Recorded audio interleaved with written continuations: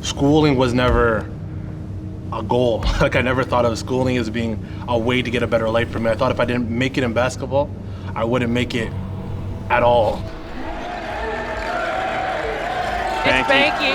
He's gonna dunk this thing. And it down with two. An incredible performance here so far. Wow.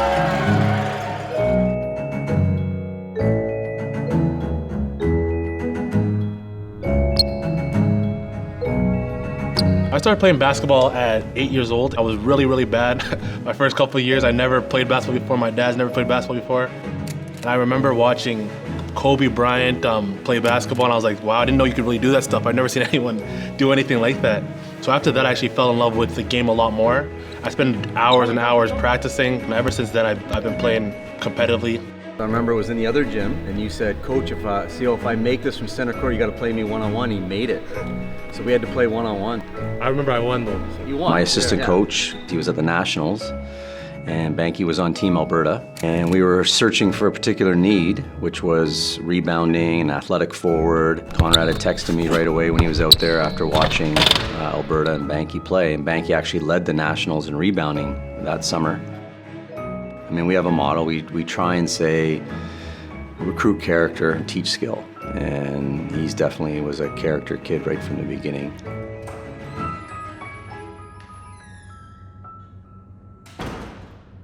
Early on, I didn't do well.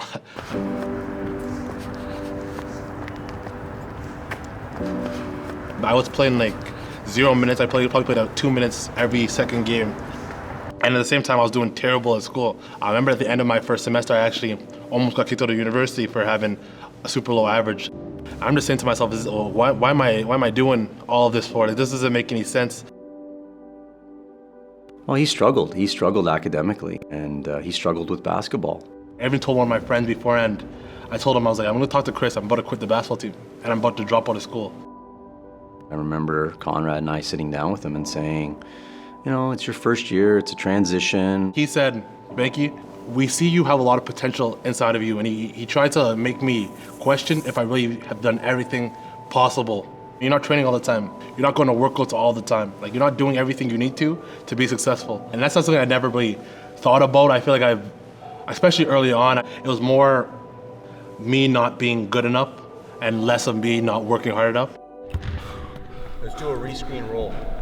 Come, and we'll rescreen. That summer, I was training every day. I lifted every day. And I feel like I noticed myself getting better from a basketball standpoint. But if it's possible for me to get better at basketball by working a bit harder, why isn't it possible for me to improve the rest of my life by working a bit harder? So the Student Athlete Mentor Program, there's all kinds of resources there. How to write papers, study habits. There's just a whole gamut of things that they can access. And Banky was in that. I think he just felt his confidence grow. Personally, I did not like school whatsoever. But taking marketing was such a different route than any of the other classes that I've taken. They weren't grading me on how much I could remember or how much I studied beforehand. They graded me more about how well I'm able to convey thoughts of what I'm thinking in my head. Allow me to use a different side of my brain that I wasn't used to, that I actually enjoyed a lot more. It's going good. I mean, I'm doing digital strategy, so it's a little bit different than what... I think that he found his passion. I think he found his confidence. I think he found his voice. And I think he realized that he could contribute in some way. Tech companies who may have ulterior motives. The University of Guelph has a lot of resources to help students do well in schools. I would tell every single student, if you want to do well in essays, go to the writing services at the Learning Center, because they're there to help and you will do better, guaranteed. JDC was the first club that I joined at Guelph. The first step of actually joining a student club was something I never thought that I would do ever. It helped me grow a lot as a person. And being in this club, you realize how important these things really are to maximizing your success at the university. But one of the things that I began to realize is that no black students would ever attend these events.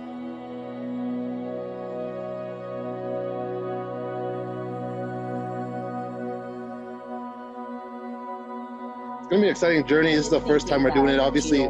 If focus on the I could increase my writing aspect of. I wanted to be a part of a organization that endorsed networking between black students and young professionals. And as soon as I saw Banky's post, I thought this was the best place for me to have that team feeling at U of G.